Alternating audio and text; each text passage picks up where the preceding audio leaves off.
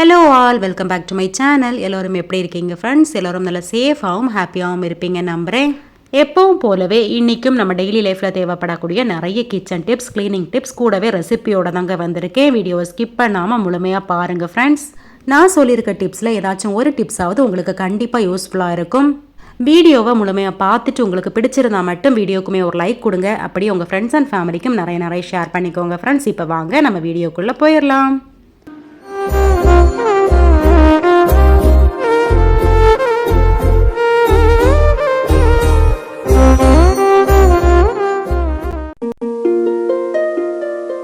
Tip number 1 ரொம்ப யூஸ்ஃபுல்லான ஒரு டிப்ஸ் ஃப்ரெண்ட்ஸ். நம்ம எல்லார் வீட்லேயுமே புளி உப்பெல்லாம் தட்டி வைக்கிறதுக்கு இந்த மாதிரி ஜாடி தான் யூஸ் பண்ணுவோம். இந்த உப்பு ஜாடி பார்த்திங்கன்னா நம்ம கிச்சனில் அடுப்பு பக்கத்தில் வச்சு நம்ம யூஸ் பண்ணுறதுனால சீக்கிரமாக எண்ணெய் பிசுக்கெல்லாம் ஆகிடும். இந்த உப்பு ஜாடியோட மூடி பார்த்திங்கன்னா நல்லா பாலிஷாக இருக்கும். அதனால சீக்கிரமாக நம்ம கை வழுவி நம்ம கீழே போட்டுருவோம். ஒரு சில வீடுகளில் பார்த்திங்கன்னா உப்பு ஜாடி நல்லாவே இருக்கும், அதோட மூடி பார்த்திங்கன்னா சீக்கிரமாகவே உடஞ்சி போயிடும். இந்த உப்பு ஜாடியோட மூடிக்கு நல்ல ஒரு கிரிப்பு கிடைக்கிறதுக்கு இந்த ஒரு டிப்ஸை ட்ரை பண்ணி பாருங்கள். இந்த மாதிரி உப்பு ஜாடியோட மூடியில் 1 அல்லது 2 ரப்பர் பேண்டை சுற்றி விட்டுருங்க. இதே டிப்ஸை பார்த்தீங்கன்னா நம்ம கிளாஸ் ஜாடிக்குமே யூஸ் பண்ணலாம். நல்ல ஒரு கிரிப்பு கிடைக்கும். இந்த டிப்ஸை நீங்கள் கண்டிப்பாக ட்ரை பண்ணி பாருங்கள். நாம் போட்டு வைக்கக்கூடிய இந்த ஒரு ரப்பர் பேண்ட்னால நம்ம இந்த செராமிக் ஜார்லாம் பல வருஷம் நம்ம உடையாமல் பத்திரமா யூஸ் பண்ணிக்கிடலாம். இப்போ செகண்ட் டிப்ஸ் என்னென்னு பார்க்கலாம் ஃப்ரெண்ட்ஸ். நம்ம எல்லார் வீட்லேயுமே நம்ம செய்யக்கூடிய வேலையில் ரொம்ப கஷ்டப்பட்டு செய்கிற வேலைன்னு பார்த்தீங்கன்னா அந்த கால் மிதியெல்லாம் துவைக்கிறது தான். கால் மிதி நம்ம டெய்லி துவைக்க மாட்டோம். 1 வாரம் இல்லை 2 வாரத்துக்கு ஒரு முறை தான் நம்ம துவைப்போம். அதனால் ரொம்ப அழுக்கு சேர்ந்துருக்கும். இந்த அழுக்கை நம்ம கஷ்டப்பட்டு கைவலிக்க தேய்ச்சி தான் நம்ம க்ளீன் பண்ணுவோம். நான் சொல்கிற இந்த டிப்ஸை ட்ரை பண்ணி பாருங்கள். ஈஸியாக க்ளீன் பண்ணி எடுத்துடலாம். நமக்கு கை வலிக்காமலே சூப்பராக க்ளீன் பண்ணிடலாம். இதுக்காக ஒரு பக்கெட் எடுத்துக்கோங்க. இந்த பக்கெட்டில் பாதி அளவுக்கு நல்ல வெதுன்னு இருக்கக்கூடிய சுடு தண்ணி ஊற்றிக்கோங்க. இது கூட ஒரு 2 டீஸ்பூன் அளவுக்கு பேக்கிங் சோடா, அதாவது சோடா உப்பு சேர்த்துக்கிறேன். அடுத்ததாக இது கூட ஒரு 2 மூடி அளவுக்கு வினிகர் ஊற்றிக்கிறேன். 1 மூடி அளவுக்கு டிடர்ஜென்ட் லிக்யூட் ஊற்றிக்கிறேன். நீங்கள் லிக்யூட் தான் ஊற்றணும் இல்லைங்க, சோப்பு பவுடர் போட்டாலே போதும். கால் மிதியெல்லாம் நம்ம துவைக்கிறதுக்கு ரொம்ப விலையான சோப்பு தூள்லாம் தேவையில்லைங்க. கம்மியான விலை உள்ளதே நீங்கள் வாங்கி யூஸ் பண்ணிக்கோங்க. என் கையில் இப்போ சோப்பு தூள் இல்லாததுனால நான் லிக்யூட் சேர்த்துக்கிட்டேங்க. நீங்கள் சோப்பு தூள் சேர்த்தாலே போதும். இப்போ இந்த தண்ணியில் நம்ம அழுக்கான கால் மிதியெல்லாம் சேர்த்து நம்ம ஊற வைக்க போகிறோம். தண்ணி கொஞ்சம் சூடாக இருக்கிறதுனால இதை நம்ம கையால் முக்கி விட முடியாது. நம்ம வீட்டில் இருக்கக்கூடிய மாப்போட பேக் சைடு வச்சு நல்லா குத்தி விட்டுறலாம். கால் மிதியெல்லாம் அந்த தண்ணிக்குள்ளே நிற்கிறது மாதிரி நல்லா குச்சி வச்சு நல்லா குத்தி விட்டுறலாம். இப்போ இதை ஒரு 3லேருந்து 4 மணி நேரம் அப்படியே ஊற வச்சிடலாங்க. இந்த மாதிரி நம்ம ஊற வைக்கும் போதே பார்த்தீங்கன்னா இதில் இருக்கக்கூடிய அழுக்குகள்லாம் கம்ப்ளீட்டாக வந்துடும். கால் மிதியில் எவ்வளோ அழுக்கு இருக்கோ அதே போலே பார்த்தீங்கன்னா கிருமிகளும் அதிகமாக இருக்கும். சூடான தண்ணியில் இந்த வினிகர் பேக்கிங் சோடா சேர்த்து நம்ம ஊற வைக்கிறதுனால பார்த்தீங்கன்னா இந்த கிருமிகள் எல்லாமே போயிடுங்க. பாருங்கள், இப்போ இது ஒரு 3 மணி நேரம் போல் நல்லா ஊறிடுச்சு. இதை எடுக்கும் போதே தெரியும் இந்த பக்கெட்டில் எவ்வளோ அழுக்கு இருக்குது பார்த்தீங்களா. கம்ப்ளீட்டாக அந்த அழுக்கெல்லாம் எடுத்துருங்க. அடுத்து இந்த தண்ணியை மாற்றிட்டு இன்னொரு பக்கெட்டில் நார்மல் தண்ணி எடுத்தால் போதும். இதில் பார்த்தீங்கன்னா நான் கொஞ்சமாக கம்ஃபர்ட் ஊற்றிக்கிறேங்க. இது ஒரு ஸ்மெல்லுக்காக ஊற்றுறது தான். இது வேணும்னா நீங்கள் செய்யலாம். இல்லை நார்மல் தண்ணியில் நீங்கள் வாஷ் பண்ணாலே போதும். 2 அல்லது 3 தண்ணியில் நல்லா கழுவிக்கோங்க. இந்த மெத்தடில் நீங்கள் க்ளீன் பண்ணி பாருங்கள். அழுக்கெல்லாம் சூப்பராக போயிடுங்க. ரொம்ப கை வலிக்க ப்ரஷ் வச்செல்லாம் தேய்க்கணுன்ற அவசியமே இல்லை. வாஷிங் மிஷினும் நமக்கு தேவை கிடையாது. பாருங்கள், இப்போ இந்த கால் மிதியெல்லாம் நல்லா காய வச்சு எடுத்தாச்சு. பார்க்குறதுக்கு புதுசு போலே இருக்குது பார்த்தீங்களா. இது கால் மிதிக்கு மட்டும் இல்லைங்க, நம்ம கிச்சனில் இருக்கக்கூடிய அடுப்பு துணியெல்லாம் க்ளீன் பண்ணுறதுக்கும் இந்த மெத்தடை நம்ம யூஸ் பண்ணலாம். அடுப்பு துணியில் இருக்கக்கூடிய அழுக்காக இருக்கட்டும், எண்ணெய் பிசுக்காக இருக்கட்டும், இந்த மெத்தடில் நம்ம க்ளீன் பண்ணும்போது சூப்பராக க்ளீன் பண்ணி கொடுத்துடும். ஈஸியான மெத்தடில் கஷ்டமே இல்லாமல் க்ளீன் பண்ணி எடுத்துடலாம். இந்த டிப்ஸை நீங்களும் கண்டிப்பாக ட்ரை பண்ணி பாருங்கள். இந்த டிப்ஸ் உங்களுக்கு பிடிச்சிருந்தா வீடியோக்குமே ஒரு பெரிய லைக் கொடுத்துருங்க ஃப்ரெண்ட்ஸ். டிப்ஸ் ஒன்று பார்க்கலாம் ஃப்ரெண்ட்ஸ். நம்ம வீட்டிலே இருக்கக்கூடிய பொருள் வச்சு சூப்பரான க்ளோ கொடுக்கக்கூடிய ஒரு ஃபேஸ் பேக் தான் பார்க்க போகிறோம். ஒரு பவுலில் 1 ஸ்பூன் தயிர், 1 spoon sugar, 1 spoon instant coffee powder எடுத்துக்கோங்க. எந்த பிராண்ட் காஃபி பவுடராக இருந்தாலும் பரவாயில்ல. காஃபி பவுடர், தயிர், சுகர் 3ம் ஒன்றா சேர்த்து நல்லா மிக்ஸ் பண்ணி எடுத்துடலாம். பாருங்கள், இந்த மாதிரி கன்சிஸ்டன்சியில் இருக்கணும். ஒரு மாதிரி பேஸ்ட் கன்சிஸ்டன்சியில் வந்துடும். இந்த பேக் பார்த்தீங்கன்னா நம்ம வாரத்துக்கு 2லேருந்து 3 முறை கூட நம்ம யூஸ் பண்ணலாம். இந்த பேக் நீங்கள் அப்ளை பண்ணிவிட்டு ஒரு 15லேருந்து 20 மினிட்ஸ் வெயிட் பண்ணுங்கள். அதுக்கப்புறம் வாஷ் பண்ணிடுங்க. ஒரு டைம் இந்த பேக் போடும்போதே உங்களுக்கு நல்ல ரிசல்ட் கிடைக்கும். ஃபேஸ் பார்த்தீங்கன்னா நல்லா பிரைட்டன் ஆகுங்க. இப்போ அடிக்கிற வெயிலுக்கு நம்ம வெளியே போனாலே நம்ம ஸ்கின் பார்த்தீங்கன்னா சீக்கிரமாகவே டேன் ஆகிடும். இந்த பேக்கை நம்ம போடுறப்ப பார்த்தீங்கன்னா நம்ம டேன் சூப்பராக ரிமூவ் ஆகிடும். அது மட்டும் இல்லாமல் நம்ம ஸ்கின்னுக்கு இன்ஸ்டண்ட்டான ஒரு பிரைட்னஸ் கொடுக்குங்க. இந்த பேக் பார்த்தீங்கன்னா நம்ம ஃபேஸுக்கு மட்டும் இல்லைங்க, நம்ம கழுத்து பகுதி கை கால்லாம் கூட அப்ளை பண்ணலாம். செம்மையான ரிசல்ட் கொடுக்கும். கண்டிப்பாக ட்ரை பண்ணி பாருங்க. மோஸ்ட்லி கத்தி வச்சு தான் இஞ்சியோட தோல்லாம் எடுப்போம், இல்லாட்டி நம்ம ஸ்பூன் கூட வச்சு எடுக்கலாம். அப்போ கூட இஞ்சி தோல் அழகா வந்துடும். ஒரு டைம் இந்த மாதிரி ஃபில்டர் வச்சு இந்த இஞ்சியோட தோல் எடுத்து பாருங்க, சூப்பரா தோல் இளவி வந்துடும். பிகினர்ஸுக்கெல்லாம் இந்த டிப்ஸ் ரொம்ப யூஸ்ஃபுல்லா இருக்கும். கத்தியால இஞ்சியோட தோல் எடுக்கும் போது ஒரு சில நேரங்கள்ல அதோட சதை பகுதியும் சேர்த்து வேஸ்டா போயிடும். இந்த ஃபில்டர் வச்சு எடுக்கும் போது கொஞ்சம் கூட சதை பகுதி வேஸ்ட் ஆகாது. அதே டைம் தோல்லாம் நீட்டா வந்துடும். தோலுமே பாத்தீங்கன்னா அந்த ஃபில்டர்ல ஒட்டிக்கும், ரொம்ப மெஸ்ஸி ஆகாது. கிளீன் பண்றதுக்கும் நமக்கு ரொம்ப ஈஸியா இருக்கும். கண்டிப்பா ட்ரை பண்ணி பாருங்க. ரொம்ப ரொம்ப யூஸ்ஃபுல்லான ஒரு டிப் தான். நம்ம வாங்கி யூஸ் பண்ணக்கூடிய பருப்பு வகையா இருக்கட்டும், இந்த மாதிரி சுண்டல் ராஜ்மாலாம் பாத்தீங்கன்னா சீக்கிரமாவே வண்டு பூச்சி வர ஆரம்பிச்சிடும். பருப்பு நம்ம அடிக்கடி யூஸ் பண்ணுவோம், ஆனா அந்த மாதிரி ராஜ்மா கொண்டக்கடலை எல்லாம் ஒரு வாரம் இல்ல 2 வாரத்துக்கு ஒரு முறை தான் நம்ம யூஸ் பண்ணுவோம். ஒரு அரை டீஸ்பூன் போல விளக்கெண்ணெய் எடுத்துக்கோங்க. விளக்கெண்ணெயை கையில நல்லா ஸ்ப்ரெட் பண்ணி விட்டுருங்க. இனி இந்த விளக்கெண்ணெய் இந்த ராஜ்மால எல்லா இடத்துலயும் படுற மாதிரி நல்லா ஒண்ணு மிக்ஸ் பண்ணி விட்டுருங்க. இந்த விளக்கெண்ணெயை இதே மாதிரியே நீங்க துவரம் பருப்பு, பாசி பருப்பு இதுல எல்லாம் கூட அப்ளை பண்ணலாம். இந்த மாதிரி நம்ம ஸ்டோர் பண்ணும்போது 6 மாசம் ஆனாலுமே பருப்பு சுண்டல் இதுல எதுலயுமே வண்டு பூச்சி எதுவுமே வராது. கண்டிப்பா ட்ரை பண்ணி பாருங்க. ரொம்ப ரொம்ப யூஸ்ஃபுல்லான ஒரு டிப். கீரை வகையெல்லாம் ஃப்ரிட்ஜில் வைக்காம வெளியே வச்சு எப்படி ஃப்ரெஷ்ஷாக ஸ்டோர் பண்ணுறதுன்னு பார்க்கலாம். நான் இன்னைக்கு முருங்கைக்கீரை தாங்க எடுத்திருக்கேன். இதே மாதிரி நீங்கள் எந்த கீரையாக இருந்தாலும் ஸ்டோர் பண்ணலாம். இப்போ நம்ம வெளியூரில் இருக்கோம், நம்ம ஊரில் இருந்து இந்த மாதிரி முருங்கைக்கீரையெல்லாம் எடுத்துகிட்டு போகும்போது இந்த டிப்ஸை நீங்கள் ட்ரை பண்ணி பாருங்கள். முருங்கைக்கீரையில் இருக்கக்கூடிய தண்டெல்லாம் ரிமூவ் பண்ணிவிட்டு இந்த மாதிரி நான் உருவி எடுத்து வச்சுருக்கேன். அடுத்து பார்த்தீங்கன்னா ஒரு காட்டன் கிளாத் எடுத்துக்கோங்க. காட்டன் கிளாத்தை இந்த மாதிரி தண்ணியில் நனைச்சிட்டு நல்லா பிழிஞ்சிக்கோங்க. அடுத்து இந்த காட்டன் கிளாத்துக்குள்ளால நம்ம எடுத்து வச்சிருக்க முருங்கைக்கீரையை வச்சு நல்லா டைட்டாக ஒன்று கட்டிடலாம். காட்டன் துணி தாங்க எடுக்கணும், அப்போ தான் நல்லா ஃப்ரெஷ்ஷாக இருக்கும். பாருங்கள், நல்லா டைட்டாக அந்த மாதிரி கட்டி வச்சாச்சு. இனி இதை ஒரு துணி பையில் போட்டு நம்ம எடுத்துகிட்டு போகலாம். இதை இன்றைக்கி நம்ம பேக் பண்ணோன்னா நாளைக்கு வரைக்குமே இது அப்படியே ஃப்ரெஷ்ஷாக இருக்குங்க. இதை நம்ம வெளியூருக்கு எடுத்துகிட்டு போகிறதுக்கு மட்டும் இல்லைங்க, நம்ம வீட்டிலையே நம்ம பார்த்தீங்கன்னா ஃப்ரிட்ஜில் வைக்காமல் கீரையெல்லாம் இந்த மாதிரி நம்ம ஸ்டோர் பண்ணி நெக்ஸ்ட் டேக்கு யூஸ் பண்ணிக்கிடலாம்.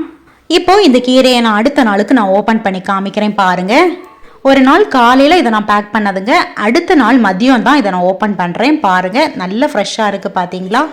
முருங்கைக்கீரையை மரத்துலேருந்து பறிக்கும் போது எந்த அளவுக்கு ஃப்ரெஷ்ஷாக இருக்குமோ அதே மாதிரியே இருக்குங்க. கடைகள்லேருந்து வாங்குறத விடைக்கும் இந்த மாதிரி நம்ம வீட்டிலே இருக்கக்கூடிய முருங்கைக்கீரை நம்ம யூஸ் பண்ணும்போது டேஸ்ட்டுமே நல்லா இருக்குங்க. ஹெல்த் வைஸும் ரொம்ப நல்லது. இந்த மெத்தடில் தான் நான் ஊர்லேருந்து வரும்போது ஒவ்வொரு முறையும் முருங்கைக்கீரை எடுத்துகிட்டு வருவீங்க. இந்த டிப்ஸை நீங்களும் கண்டிப்பாக ட்ரை பண்ணி பாருங்கள், ரொம்பவே யூஸ்ஃபுல்லாக இருக்கும். ஃப்ரெண்ட்ஸ், நம்ம ஒரு தேங்காய் உடைச்சோன்னா ஒரு முழு தேங்காவுமே ஒரு நாள் ஃபுல்லாக காலி ஆகாது. இப்போ ஒரு முறை தேங்காய் நமக்கு காலி ஆச்சுன்னா மீதம் இருக்கக்கூடிய அந்த ஒரு முறை தேங்காவை நம்ம எப்படி ஸ்டோர் பண்ணுறதுன்னு பார்க்கலாம். ஃப்ரிட்ஜ் எல்லாம் இல்லாதவங்க, ஒருவேளை நீங்கள் ஃப்ரிட்ஜில் வைக்க விருப்பம் இல்லைன்னா இந்த மாதிரி நீங்கள் ஸ்டோர் பண்ணி பாருங்கள். கொஞ்சமாக பொடி உப்பு எடுத்துக்கோங்க. இந்த பொடி உப்பு இந்த தேங்காய் முறை ஃபுல்லாக தடவி விட்டுருங்க. இந்த டிப்ஸுக்கு பெஸ்ட்டுன்னு பார்த்தீங்கன்னா பொடி உப்பு தாங்க. இந்த பொடி உப்பை தேங்காய் ஃபுல்லாக நல்லா தடவி விட்டுருங்க. இதுக்கப்புறம் நீங்கள் 2 நாள் வரைக்குமே வெளியே வச்சே ஸ்டோர் பண்ணலாம். தேங்காய் நிறம் மாறவும் செய்யாது, கெட்டு போகவும் செய்யாது, ரொம்ப ஃப்ரெஷ்ஷாகவே இருக்கும். ட்ரை பண்ணி பாருங்கள். இதுவே நீங்கள் ஃப்ரிட்ஜில் ஸ்டோர் பண்ணுறீங்கன்னா அந்த தேங்காய் முறையை டைரெக்டாக ஸ்டோர் பண்ணாமல் ஒரு பாக்ஸுக்குள்ளேயோ இல்லாட்டி ஒரு பிளாஸ்டிக் கவருக்குள்ளேயோ போட்டு நீங்கள் ஸ்டோர் பண்ணுங்கள். இந்த மாதிரி ஸ்டோர் பண்ணுறப்போ தேங்காவுமே ரொம்ப ஃப்ரெஷ்ஷாக இருக்கும். தேங்காய் முறையில் இருக்கக்கூடிய அந்த நாறு தூசி எல்லாம் ஃப்ரிட்ஜில் விழாமல் ஃப்ரிட்ஜுமே ரொம்ப நீட்டாக இருக்கும். ட்ரை பண்ணி பாருங்க. கிச்சனில் ரொம்பவே யூஸ்ஃபுல்லான ஒன்று தான் அந்த சிலிக்கான் ப்ரஷ். ஆயில் பட்டர்லாம் ஸ்ப்ரெட் பண்ணுறதுக்காக நம்ம இதை யூஸ் பண்ணுவோம். இதை யூஸ் பண்ணதுக்கு அப்புறமா என்னதான் நம்ம லிக்யூட் போட்டு வாஷ் பண்ணாலுமே இந்த ப்ரஷோட இடுக்குகளில் இருக்கக்கூடிய அழுக்கு எண்ணெய் பிசுக்கெல்லாம் போகவே போகாது. இந்த சிலிக்கான் பிரஷை ஈஸியா எப்படி கிளீன் பண்றதுன்னு பார்க்கலாம். வேஸ்டா இருக்கக்கூடிய பவுல் ஏதாவது இருந்துச்சுன்னா எடுத்துக்கோங்க. இந்த பவுல்ல இப்ப வெதுன்னு இருக்கக்கூடிய சுடு தண்ணி ஊத்திக்கோங்க. இனி இந்த தண்ணியில ஒரு டிராப் போல நான் விம் லிக்யூட் ஊத்திக்கிறேன். இதை இனி இந்த பிரஷ் வச்சே லைட்டா ஒன்று மிக்ஸ் பண்ணி விட்டுட்டு இந்த பிரஷ்ஷை அதுல அப்படியே போட்டு வச்சிருங்க. ஒரு 10 நிமிஷம் போல அதுக்குள்ளே அப்படியே ஊறட்டும். இது ஒரு ஈஸியான மெத்தடுங்க. இந்த மெத்தட்ல பாத்தீங்கன்னா ஒரு 10 நிமிஷத்துக்கு அப்புறமா நீங்க எடுத்து பார்க்கும்போது அந்த பிரஷோட இடுக்குகள் இருக்கக்கூடிய அழுக்குகள் ஆயில் எல்லாம் சூப்பரா போயிடுங்க. ப்ரஷ்ல இருந்த அழுக்கு ஆயில்லாம் அந்த தண்ணியோட வந்துடுச்சு பார்த்தீங்களா. இனி இந்த ப்ரஷ்ஷை நார்மல் தண்ணியில் ஒரு டைம் கழுவிட்டு நீங்கள் நல்லா தொடச்சி வச்சிருங்க. இந்த சிலிக்கான் ப்ரஷோட கேப் எல்லாம் ஒரு 2 நாள் யூஸ் பண்ணாலே போதும். அந்த கேப் ஃபுல்லாக அழுக்காயிடும். அழுக்கு எண்ணெய் பிசுக்காவே இருக்கும். இந்த மெத்தடில் நீங்கள் வாரத்துக்கு ஒரு முறை அந்த சிலிக்கான் ப்ரஷ்ஷை நீங்கள் க்ளீன் பண்ணி யூஸ் பண்ணீங்கன்னா பார்க்குறதுக்கு எப்பவும் புதுசு போலே இருக்கும். அது மட்டும் இல்லாமல் ரொம்ப நீட்டாகவும் இருக்கும். இந்த சிலிக்கான் பிரஷ் நான் வாங்கி ஒரு 2 இயர்ஸ் போலே இருக்கும். இப்போவும் பார்த்தீங்கன்னா இது பார்க்கறதுக்கு புதுசு போலே இருக்கும். இந்த மெத்தடில் தான் நான் இதை க்ளீன் பண்ணுவேன். ரொம்பவே யூஸ்ஃபுல்லான ஒரு டிப், கண்டிப்பாக ட்ரை பண்ணி பாருங்க. ரொம்பவே டேஸ்டியான நெத்தலி கருவாடு வறுவல் எப்படி பண்ணுறதுன்னு பார்க்கலாம். இந்த நெத்தலி கருவாடு வறுவல் பண்ணுறதுக்காக 100 கிராம் அளவுக்கு நெத்தலி கருவாடு வாங்கியிருக்கேன். இந்த கருவாடை எப்படி க்ளீன் பண்ணுறதுன்றது ஃபஸ்ட்டு பார்த்துடலாம். இந்த நெத்தலி கருவாடு க்ளீன் பண்ணுறதுக்கு கொஞ்சம் கஷ்டம், ஆனால் குக் பண்ணுறது ஈஸியாக குக் பண்ணிடலாம். இப்போ இந்த கருவாடோட வெதுன்னு இருக்கக்கூடிய சுடு தண்ணி ஊற்றி ஊற வைக்கலாம். இப்போ இந்த கருவாடெல்லாம் ஃபுல்லாக மூங்குற அளவுக்கு தண்ணி சேர்த்துடலாம். குறைஞ்சது 15லேருந்து 20 நிமிஷம் ஊறட்டும். பச்சை தண்ணி சேர்க்காம இந்த மாதிரி வெதுன்னு இருக்கக்கூடிய சுடு தண்ணி சேர்த்து க்ளீன் பண்ணி பாருங்கள், ரொம்ப ஈஸியாக க்ளீன் பண்ணிடலாம். இப்போ பாருங்கள் 20 நிமிஷம் ஆயிடுச்சு. ஒரு சில நெத்தலியோட தலையெல்லாம் அதுவாகவே கலண்டு வந்துடுச்சு பாருங்கள். மீதம் இருக்கக்கூடிய நெத்தலியில் உள்ள தலை, வால் பகுதி, அதுக்கப்புறம் அதோட குடல் பகுதியெல்லாம் நல்லா க்ளீன் பண்ணி எடுத்துடலாம். குடல் பகுதியை நல்லா க்ளீன் பண்ணி எடுத்துக்கோங்க, இல்லாட்டி குக் பண்ணதுக்கு அப்புறமா நம்ம சாப்பிடும்போது லைட்டாக ஒரு கசப்பு தெரியும். சுடு தண்ணி சேர்த்ததுனால அந்த கருவாட்டில் இருக்கக்கூடிய அழுக்கு, தூசி, மண் எல்லாமே தனியாக வந்துடும். இப்போ பாருங்கள் அதோட தலைப்பகுதி, வால் பகுதி, குடல்லாம் நல்லா க்ளீன் பண்ணி எடுத்தாச்சு. அதுக்கப்புறமா அந்த நெத்தலி கருவாடு அந்த மண் சட்டிலே போட்டு நல்லா உரசி கழுவிக்கோங்க. இந்த மாதிரி உரசி கழுவுறதுனால அந்த மீனில் இருக்கக்கூடிய கழிவுகள்லாம் தனியாக வந்துடும். இனி பச்சை தண்ணி சேர்த்து ஒரு 3லேருந்து 4 முறை நல்லா கழுவி எடுத்துக்கோங்க. நம்மளோட நெத்தலி கருவாடு நல்லா க்ளீன் பண்ணி ரெடியாக இருக்குது. இனி வறுவல் செய்ய ஆரம்பிச்சிடலாம். வறுவல் பண்ணுறதுக்காக ஒரு மண் சட்டியை சூடாக்கிக்கிறேன். மண் சட்டி நல்லா சூடானதுக்கு அப்புறமா இதில் ஒரு 2 டீஸ்பூன் அளவுக்கு எண்ணெய் சேர்த்துக்கோங்க. எண்ணெய் நல்லா சூடானதுக்கு அப்புறமா ஒரு 2 டீஸ்பூன் அளவுக்கு தேங்காவை சின்னதாக நறுக்கி சேர்த்துக்கிறேன். சேர்த்துருக்க தேங்காயெல்லாம் நல்லா செவந்து வரணும், அதனால மீடியம் ஃப்ளேமில் வச்சு நல்லா வறுத்துக்கோங்க. நெத்தலி கருவாடோட அந்த தேங்காய் சேர்த்து சாப்பிடும்போது நல்லா கிரன்ச்சியாக நல்லா டேஸ்ட்டாக இருக்கும். தேங்காயோட அளவு அதிகமாக சேர்க்கக்கூடாது, ஒரு 2 டீஸ்பூன் அளவுக்கு சேர்த்தா கரெக்டாக இருக்கும். பாருங்கள் தேங்காயெல்லாம் நல்லா செவந்து வர ஆரம்பிச்சிருச்சு. இந்த அளவுக்கு தேங்காய் நல்லா வறுபட்டு செவந்து வந்ததுக்கு அப்புறமா இதில் கொஞ்சமாக கருவேப்பிலை சேர்த்துடலாம். கருவேப்பிலையெல்லாம் நல்லா பொரிஞ்சு வரட்டும். பொதுவாக மீன், கருவாடு இந்த மாதிரியெல்லாம் செய்யும்போது மண் சட்டியில் செஞ்சுக்கோங்க, ரொம்ப ஆரோக்கியமாகவும் இருக்கும், டேஸ்ட்டும் நல்லா இருக்கும். 2 பெரிய வெங்காயத்தை நறுக்கி எடுத்து வச்சிருக்கேன். இப்போ இதோட சேர்த்துடலாம். சேர்த்த வெங்காயம் எல்லாம் நல்லா வதங்கி சாஃப்ட் ஆகட்டும். ஒரு 6லேருந்து 7 நிமிஷம் நல்லா வதக்கிக்கோங்க. வெங்காயம் வதங்குற டைமில் இதில் இஞ்சி பூண்டு சேர்க்குறதா இருந்தால் சேர்த்துக்கோங்க. நான் இஞ்சி பூண்டு எதுவுமே சேர்க்கலை. ஒரு 6லேருந்து 7 நிமிஷம் வதக்கினதுக்கு அப்புறமா பாருங்கள் வெங்காயம் எல்லாம் நல்லா செவந்து நல்லா சாஃப்ட் ஆயிடுச்சு. இப்போ இதோட நம்ம தக்காளி சேர்த்துடலாம். பெரிய சைஸ் தக்காளியில் ஒரு தக்காளியை சாப் பண்ணி எடுத்து வச்சுருக்கேன், அதை இப்போ இதோட சேர்த்துட்றேன். லைட்டாக ஒன்று மிக்ஸ் பண்ணி விட்டுட்டு இப்போ இதோட கொஞ்சமாக உப்பு சேர்த்துடலாம். உப்பு சேர்த்து வதக்கும் போது தக்காளி வெங்காயம்லாம் சீக்கிரமாக வதங்கி வரும். உப்பு சேர்க்கும் போது கம்மியான அளவே சேர்த்துக்கோங்க, ஏற்கனவே கருவாட்டிலையும் உப்பு இருக்க தான் செய்யும். மீடியம் ஃப்ளேமில் வச்சு ஒரு 5 நிமிஷம் நல்லா வதக்கிக்கோங்க. வெங்காயம், தக்காளி எல்லாம் ஓரளவு வதங்கினதுக்கு அப்புறமா இதில் கழுவி வச்சிருக்க நெத்தலி கருவாடை சேர்த்துடலாம். தண்ணி எல்லாம் நல்லா வடிச்சிட்டு கருவாடை மட்டும் சேர்த்துக்கோங்க. இனி இதெல்லாம் ஒன்றா சேர்த்து மிதமான தீயில வச்சு ஒரு 5 நிமிஷம் நல்லா பரட்டி விட்டுக்கோங்க. நல்லா பரட்டி விட்டதுக்கு அப்புறமா இதில் நம்ம மசாலா சேர்த்துடலாம். ஒரு 2 டீஸ்பூன் அளவுக்கு மிளகாத்தூள் சேர்த்துக்கோங்க. 1/4 டீஸ்பூன் அளவுக்கு மஞ்சத்தூள். இதோடவே ஒரு 1/2 டீஸ்பூன் அளவுக்கு சிக்கன் மசாலா சேர்த்துக்கிறேன். மிளகாத்தூள் சேர்க்கறது உங்களோட காரத்துக்கு ஏற்ற மாதிரி சேர்த்துக்கோங்க. மசாலா எல்லாம் சேர்த்ததுக்கு அப்புறமா அந்த கருவாடோட நல்லா மிக்ஸ் பண்ணி விட்டுடலாம். சேர்த்திருக்க மசாலாவோட பச்சை ஸ்மெல்லாம் நல்லா போகணும். அதுக்கப்புறமா இதில் கொஞ்சமா தண்ணி சேர்த்து நம்ம அந்த கருவாடை நல்லா வேக வச்சிடலாம். நான் ஒரு 1/4 கப் அளவுக்கு தண்ணி சேர்த்திருக்கேன். சேர்த்த தண்ணி எல்லாம் நல்லா வத்துற அளவுக்கு மிதமான தீயில வச்சு பரட்டி விட்டுக்கோங்க. இந்த நெத்தலி கருவாடு வேகிறதுக்கு அதிகமான தண்ணி சேர்க்காதீங்க, இது சீக்கிரமா வெந்துடும். அதனால 1/4 கப் அளவுக்கு தண்ணியே கரெக்டா இருக்கும். நாம இதை நல்லா வறுவலா செய்யறதுனால இந்த அளவுக்கு தண்ணி போதும். தொக்கா செய்யறவங்க இதோட கொஞ்சமா தண்ணி எக்ஸ்ட்ரா ஆட் பண்ணிக்கோங்க. ரொம்ப கம்மியான ஃப்ளேம்ல வச்சு ஒரு 5 நிமிஷம் நல்லா பரட்டி விட்டுக்கோங்க.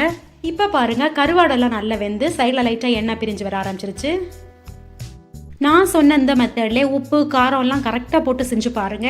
இந்த நெத்திலி கருவாடு வறுவல் ரொம்ப சூப்பராக இருக்கும். இனி நம்ம ஃப்ளேம் ஆஃப் பண்ணிடலாம். இந்த வீடியோவில் நான் சொல்லியிருக்க டிப்ஸ் ரெசிபி எல்லாமே உங்களுக்கு கண்டிப்பாக யூஸ்ஃபுல்லாக இருக்கும்னு நினைக்கிறேன். தேங்க்ஸ் ஃபார் வாட்சிங்.